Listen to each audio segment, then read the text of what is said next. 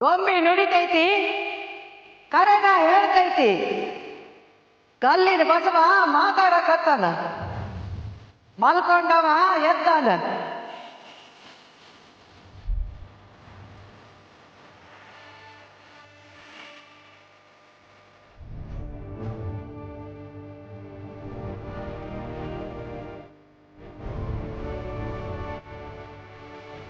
ಗೊಂಬಿ ಮಾತಾಡಕತ್ತೈತಿ ಸತ್ಯನ ಹೇಳ್ತೈತಿ.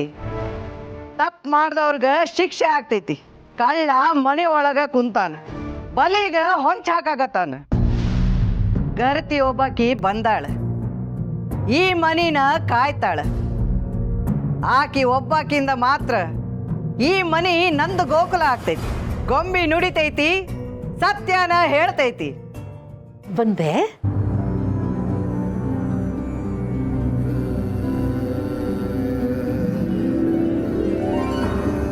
ನಾನಿಲ್ಲಿ ಏನು ತಗೊಳಕ್ ಬಂದಿಲ್ಲ, ಗೊಂಬಿ ನುಡ್ಸಿದ್ದನ್ನ ಹೇಳಕ್ ಬಂದೀನಿ. ಹಬ್ಬದ ದಿನ ಮನ್ಯಾಗ ನಗು ತುಂಬಿದ್ರೆ ಎಲ್ಲ ದಿವಸನೂ ಹಬ್ಬನ. ಎಳ್ಳು ಬೆಲ್ಲ ಕೊಡು ಸಾಕು. ಇದನ್ನೆಲ್ಲ ತಗೊಳಕ ಒಂದು ಕಾಲ ಬರ್ತೈತಿ, ಆಗ ನಾನ ಬಂದು ತಗೋತೀನಿ.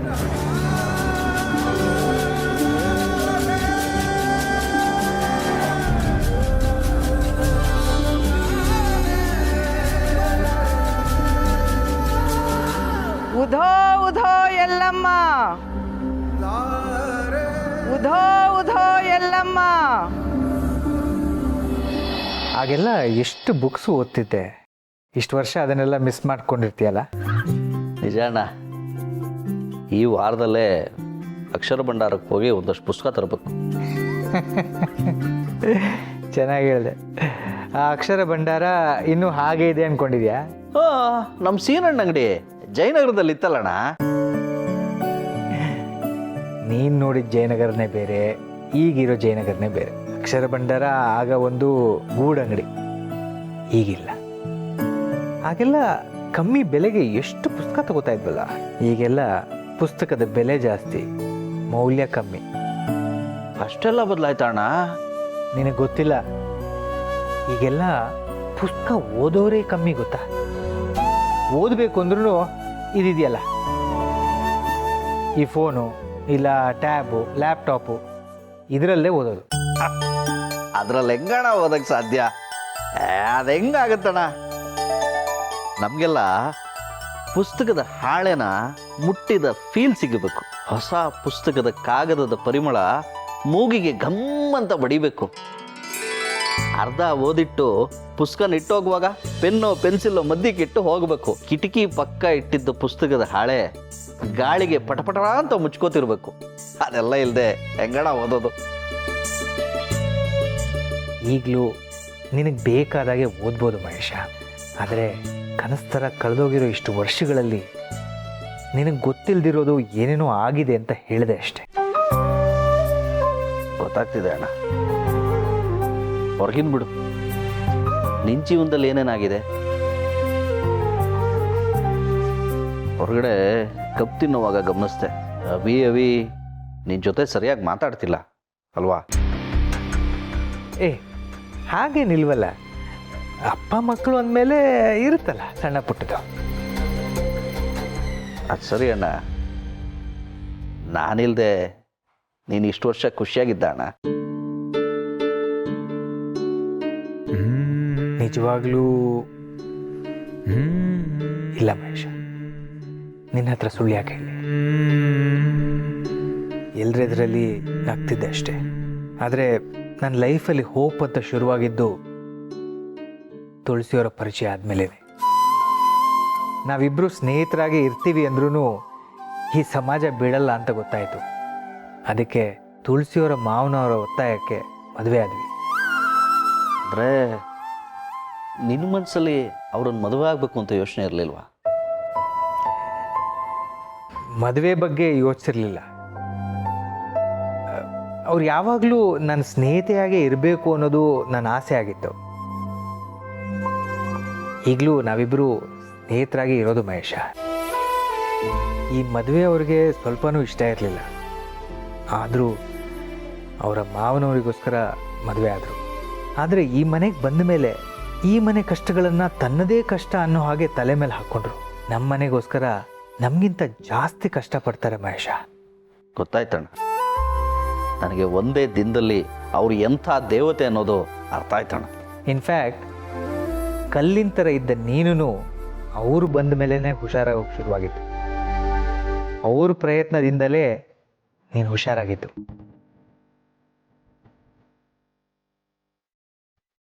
ಅದಕ್ಕೆ ಅಮ್ಮ ಅಂತಾರೆ, ಅವ್ರನ್ನ ಮದುವೆಯಾಗಿ ನೀನು ಖಂಡಿತ ತಪ್ಪು ಮಾಡಿಲ್ಲ ಅಣ್ಣ. ನೀನು ಒಳ್ಳೆತನಕ್ಕೆ ಅವ್ರು ನಿನಗೆ ಸಿಕ್ಕಿರೋದು.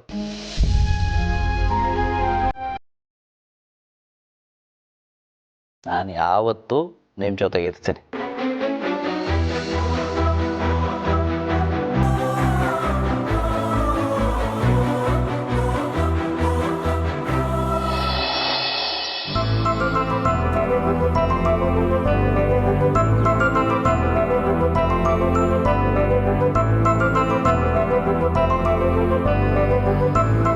ಏನು ಚಿಕ್ಕಪ್ಪ, ಚಿಕ್ಕಮ್ಮನ ಮಿಸ್ ಮಾಡ್ಕೋತಾ ಇದ್ದೀರಾ?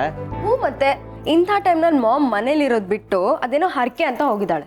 ನಿಧಿ, ಚಿಕ್ಕಮ್ಮನ ಬಗ್ಗೆ ಹಾಗೆ ಹೇಳಬೇಡ. ಇಷ್ಟು ವರ್ಷ ಚಿಕ್ಕಪ್ಪ ಹುಷಾರಾಗ್ತಾರಂತ ಅವ್ರು ಬಯಸಿದ್ದಾರೆ. ಈಗ ಹುಷಾರಾಗಿದ್ದಾರೆ. ಅವ್ರು ನಂಬಿರೋ ದೇವ್ರ ಮೇಲೆ ನಂಬಿಕೆ ಅವ್ರಿಗೆ. ಹೋಗಿ ಬರ್ತಾರೆ ಬಿಡು.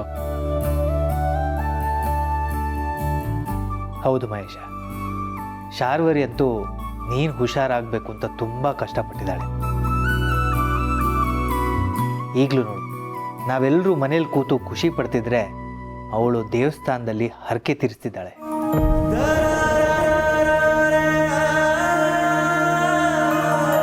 ನಂದಿಗಿರಿಗೆ ಹೋದಾಗಿಂದ ಏನೂ ಹೇಳಿರಲಿಲ್ಲ. ಆದರೆ ನಿನ್ನೆ ಹೊರಟಾಗ ಇದ್ದಕ್ಕಿದ್ದಾಗೆ ಹರಕೆ ಅಂತ ಯಾಕೆ ಹೇಳಿದ್ರು? ಇವ್ರಿಗೆ ಮಹೇಶ್ ಹುಷಾರಾಗಿದ್ದಕ್ಕೆ.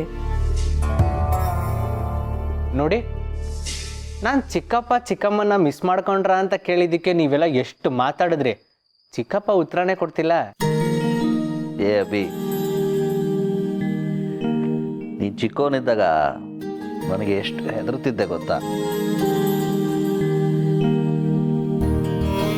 ನೀನು ಊಟ ಮಾಡಲಿಲ್ಲ ಅಂದರೆ ನಿನ್ನ ಹತ್ರ ಇರೋ ಗೊಂಬೆಗೆ ನಾನು 4 ಏಟು ಕೊಡ್ತಿದ್ದೆ. ಅದನ್ನು ನೋಡಿ ನೀನು ಹೆದರ್ಕೊಂಡು ಊಟ ಮಾಡಿಬಿಡ್ತಿದ್ದೆ. ಈಗ ನನಗೆ ಮಿಸ್ಸು ಟುಸ್ಸು ಅಂತೀಯ. ಅವನು ದೀಪಕನ್ ಮಿಸ್ ಮಾಡ್ಕೊಳ್ತಿರ್ಬೇಕು, ಅದಕ್ಕೆ ನಿಮ್ಮನ್ನ ಹಾಕಿ ಕೇಳಿದಾನಷ್ಟೇ.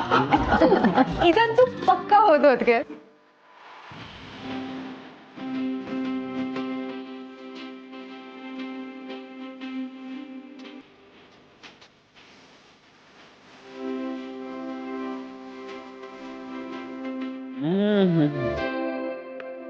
ಸಾಂಬಾರ್ ಅಂದರೆ ಇದು.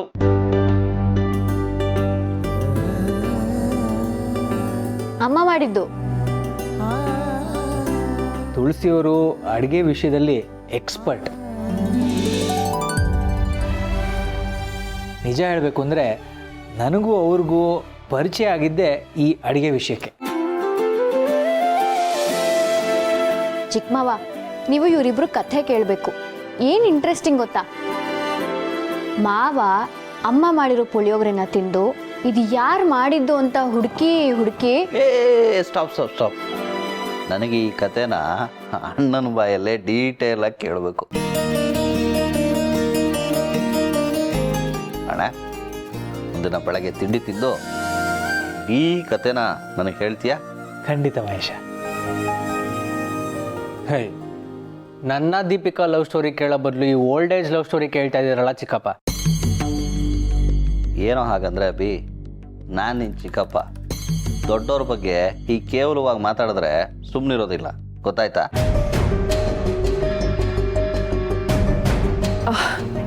ಅಭಿ ಸುಮ್ಮನೆ ತಮಾಷೆಗೆ ಹೇಳಿದ್ದು ಮಹೇಶ್ ಅವರೇ. ನಿಮ್ಗೆ ಇನ್ನೊಂದು ಸ್ವಲ್ಪ ಸಾಂಬಾರು ಹಾಕ್ಲಾ? ಬೇಡ, ಅದಕ್ಕೆ ಬನ್ನಿ, ನೀವು ಕೂತ್ಕೊಂಡು ಊಟ ಮಾಡಿ ಬನ್ನಿ. ಪರವಾಗಿಲ್ಲ, ನಾನು ಎಲ್ರಿಗೂ ಬಡಿಸ್ಬಿಟ್ಟು ಆಮೇಲೆ ಯಾವಾಗಲೂ ಕೂತ್ಕೊಳ್ಳೋದು. ಅಮ್ಮ, ಚಿಕ್ಕಮ್ಮವ ಅಷ್ಟೊಂದು ಕೇಳ್ತಿದ್ದಾರೆ, ಬನ್ನಿ ಕೂತ್ಕೊಳ್ಳಿ.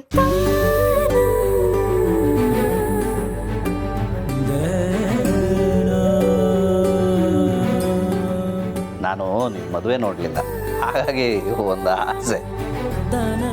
ಈಗ ಒಬ್ಬಟ್ಟನ್ನ ಅದಕ್ಕೆ ಅಣ್ಣಂಗೆ ತಿನ್ನಿಸ್ಬೇಕು, ಅಣ್ಣ ಅದಕ್ಕೆ ತಿನ್ನಿಸ್ಬೇಕು. ಓಕೆನಾ? ಅಯ್ಯೋ ಮಹೇಶ, ಮಾವ ಏನೂ ಆಗಲ್ಲ ತಿನ್ಸಿ. ಪಾಪ ಚಿಕ್ಕ ಮಾವ ಈಗ ತಾನೇ ಹುಷಾರಾಗಿದ್ದಾರೆ, ಏನೋ ಆಸೆ ಪಡ್ತಿದ್ದಾರೆ. ಪ್ಲೀಸ್ ಅಣ್ಣ ತಿನ್ಸು.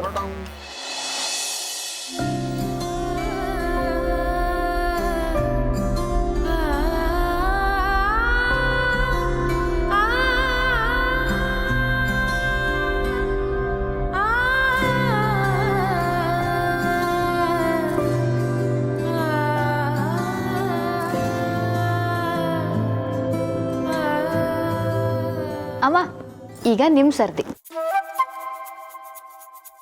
ಅದಕ್ಕೆ ಪ್ಲೀಸ್ ನನಗೋಸ್ಕರ.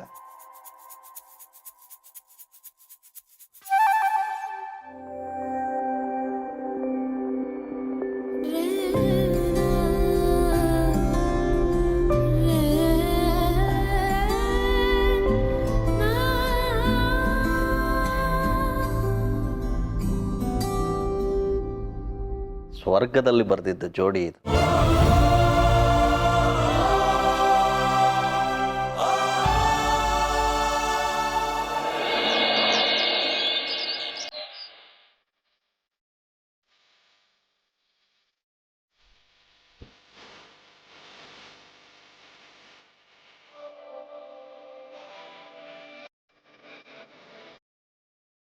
ಅಣ್ಣ ನಂಗೆ ಇದೆಲ್ಲ ನಂಬೋಕೆ ಆಗ್ತಿಲ್ಲ ಅಣ್ಣ.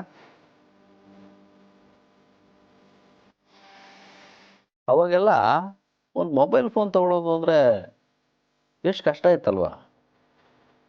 ಒಂದು 10,000 ಜನರಲ್ಲಿ ಒಬ್ಬರ ಹತ್ರ ಒಂದು ಫೋನ್ ಇರ್ತಿತ್ತು. ಆ ಪುಟ್ಟು ಮೊಬೈಲ್ ತಗೊಳ್ಳೋದಕ್ಕೆ ಏನೋ ದೊಡ್ಡ ಸಾಧನೆ ಥರ. ನೀನು ಮೊದಲನೇ ಫೋನ್ ತಗೊಂಡಾಗ ನಾವೆಷ್ಟು ಖುಷಿ ಪಟ್ಟಿದ್ವಿ ಅಲ್ವಾ.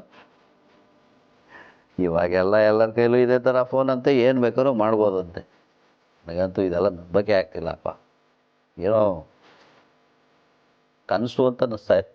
ಮಹೇಶ, ಒಂದು ರೌಂಡ್ ಆಚೆ ಹೋಗ್ಬಾರಣ, ನಿನಗೆ ಗೊತ್ತಾಗತ್ತೆ ಪ್ರಪಂಚ ಎಷ್ಟು ಬದಲಾಗಿದೆ ಅಂತ.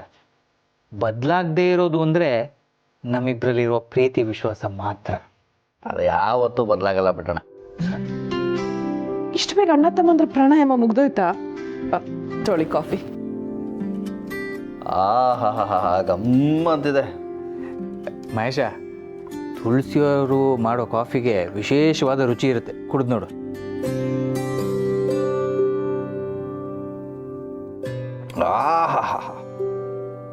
ಇಂಥ ಅದ್ಭುತವಾದ ಕಾಫಿನ ನಾನು ನನ್ನ ಜೀವಮಾನದಲ್ಲೇ ಕುಡ್ದಿಲ್ಲ. ಜೀವಮಾನದಲ್ಲಿ ಯಾಕೋ? ನಾನು ಚೆನ್ನಾಗಿ ಮಾಡ್ತಿರ್ಲಿಲ್ವಾ? ಮಾಡ್ತೀಯಾ, ಆದರೆ ಇಷ್ಟಲ್ಲ. ಹಾ ನೋಡಿದ್ರ ತುಳಸಿಯವರೇ, ಮಹೇಶ ಆಗಲೇ ನಿಮ್ಮ ಪಾರ್ಟಿ. ಹೌದೌದು, ನಾನು ಅವ್ರ ಪಾರ್ಟಿನೇ. ಅವ್ರು ನೆನ್ನೆನೇ ಹೇಳಿದ್ರಲ್ಲ ನಾನು ಅವ್ರ ತಮ್ಮ ಅಂತ. ನೀನು ಹೇಳಿದ್ದಲ್ಲಪ್ಪ, ಅವ್ರು ಈ ಮನೆಗೆ ಬಂದ ಮೇಲೆ ನಾನು ಹುಷಾರಾಗಿ ಶುರುವಾಗಿದ್ದು ಅಂತ. ಹಾಗಾಗಿ ನಾನು ಅವ್ರ ಪಾರ್ಟಿನೇ. ಹೌದು, ತುಳಸಿಯವ್ರನ್ನ ಮೆಚ್ಚದೇ ಇರೋಕ್ಕೆ ಯಾರಿಗೂ ಸಾಧ್ಯ ಇಲ್ಲ, ಅದು ನನಗೂ ಗೊತ್ತು. ನೀವಿಬ್ರು ಏನು ಈಗ ನಾನು ಹೊಗಳ್ತಾನೆ ಇರ್ತೀರಾ? ಮದುವೆ ಕೆಲಸ ಇನ್ನೂ ತುಂಬ ಬಾಕಿ ಇದೆ. ಈಗ ನೀವಿಬ್ರು ಎದ್ದು ರೆಡಿಯಾಗಿ. ಅಣ್ಣ, ನಮ್ಮ ಅಭಿನ ಮದುವೆ ಆಗೋ ಹುಡುಗಿ ಹೆಸರು ದೀಪಿಕಾ ಅಂತ ಹೇಳಿದೆ. ದೀಪಿಕಾ ಯಾರ ಮಗಳು? ಮಹೇಶ, ಅದು ಯಾಕಣ್ಣ ಅಷ್ಟು ಸಂಕೋಚ? ಯಾರ ಮಗಳು ಅಂತ ಹೇಳು. ಮಹೇಶ, ದೀಪಿಕಾ ಅಂದರೆ ಒಂದು ಕಾಲದಲ್ಲಿ ನಮ್ಮ ಬಿಸ್ನೆಸ್ ರೈವಲ್ ಆಗಿದ್ನಲ್ಲ ಜನಾರ್ದನ್, ಅವನ ಮಗಳು.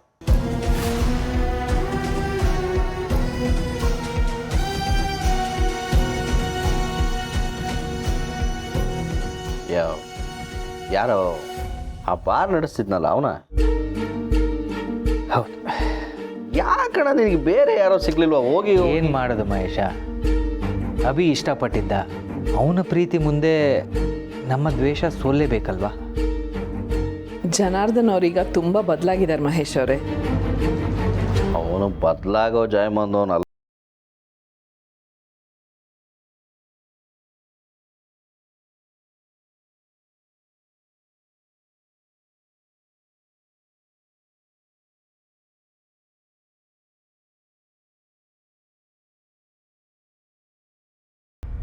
ಬಟ್ ಕೆಲವೊಬ್ರು ಹುಟ್ಟುಗುಣ ಸುಟ್ಟರು ಹೋಗಲ್ಲ. ಹೋಗ್ಲಿ ಬಿಡು, ಮಕ್ಕಳು ಇಷ್ಟಪಟ್ಟ ಮೇಲೆ ನಮ್ಮ ಕೈಲೇನಿರುತ್ತೆ.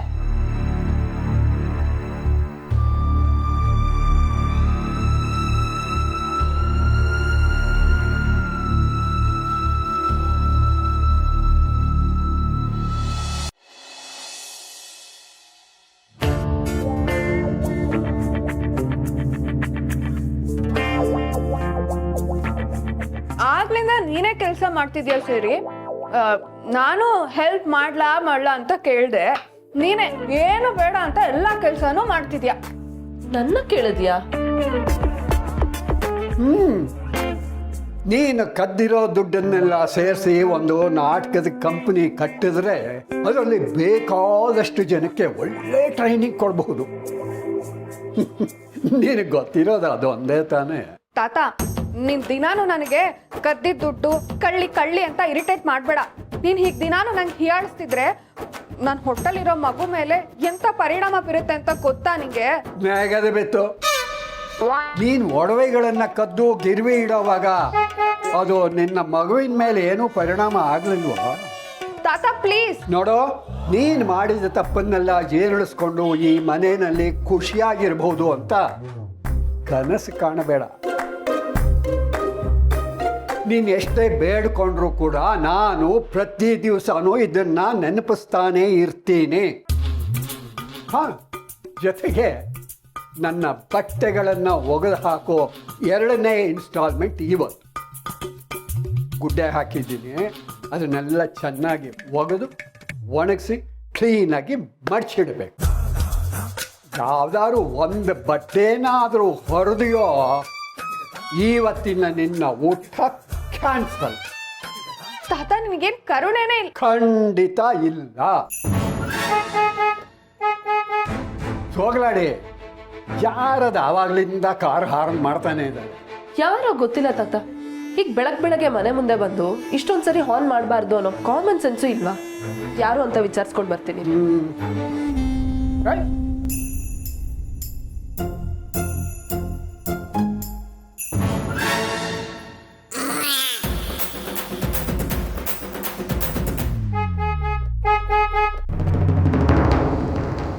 ಅರೆ ಸಮರ್ಥ್, ನೀನಾ? ನಾನೇ. ಇದೆ ನಮ್ಮ ಹೊಸ ರಥ. ಇನ್ಮೇಲೆ ಈ ಕಾರ್ಗೆ ನಾನು sir. Congratulation Samarth. Thank you. Congrats Samar, car ತುಂಬ ಚೆನ್ನಾಗಿದೆ. ಓಡ್ಸಕ್ಕೆ ಹೇಗೆ ಅನ್ಸುತ್ತೆ? ಸಖತ್ತಾಗಿದೆ ಪ್ರಸಾದ್. ಅಂತೂ ಸಮರ್ಥ, ಕೊನೆಗೂ ಡ್ಯೂಟಿ ಶುರುವಾಯಿತು ಅಂತಾಯ್ತು. ಹ್ಞೂ ತಾತ, ನೀವು ಹ್ಞೂ ಅಂದರೆ ಈಗಲೇ ಶುರು. ನೋಡಿ, ಫಸ್ಟ್ ಏನಾದರೂ ಬೋಣಿ ಮಾಡ್ತೀರಾ ಅಂತಂದರೆ ಪಕ್ಕದ ರೋಡ್ಗೂ ಕರ್ಕೊಂಡೋಗಿ ಬಿಟ್ಬಿಡ್ತೀನಿ. ಹೌದಪ್ಪ, ನೀನು ಹೇಳ್ತೀಯ ಅಂತ ಅಂದ್ಬಿಟ್ಟು ನಾನು ಕಾರ್ ಹತ್ತು ಕೂತು ಬಿಡ್ತೀನಿ. ನಾನು ಅಲ್ಲಿ ಬಿಟ್ಬಿಡು, ಆಮೇಲೆ ನಾನು ಅಲ್ಲಿಂದ ನಡ್ಕೊಂಡು ಬರ್ತೀನಿ.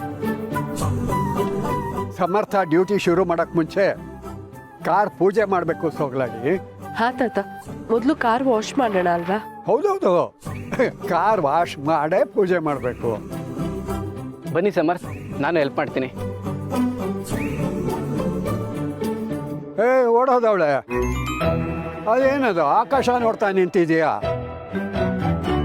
ನೋಡು, ಕಾರು ತೊಳೆದ ಮೇಲೆ ನೀನು ಒಣಗಿದ ಬಟ್ಟೆ ತಗೊಂಡು ಬಂದು ಹೊಳಪಳ ಅಂತ ಒರೆಸ್ಬೇಕು, ಗೊತ್ತಾಯ್ತಾ? ನಾನಾ? ನೀನೇ.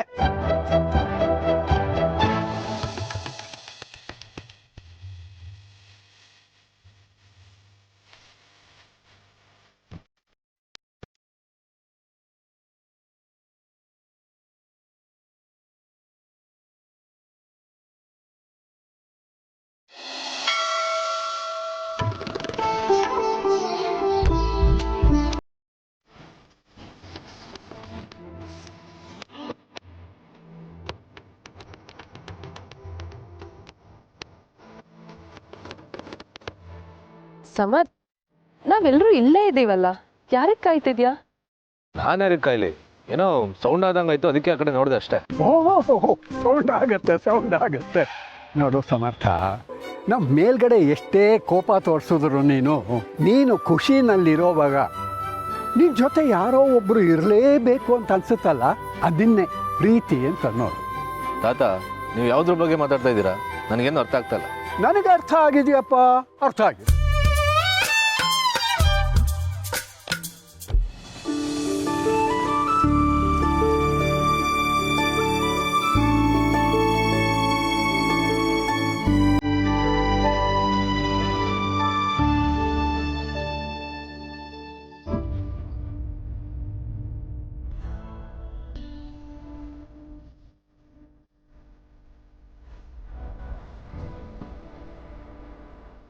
ಎಲ್ಲರೂ ಖುಷಿಲಿದ್ದಾರೆ.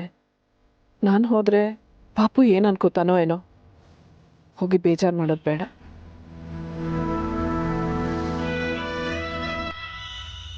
ಒಂದು ನಿಮಿಷ, ನೀವು ಆಕಾರ ಪೂಜೆಗೆ ಹೋಗ್ಬೋದಾ?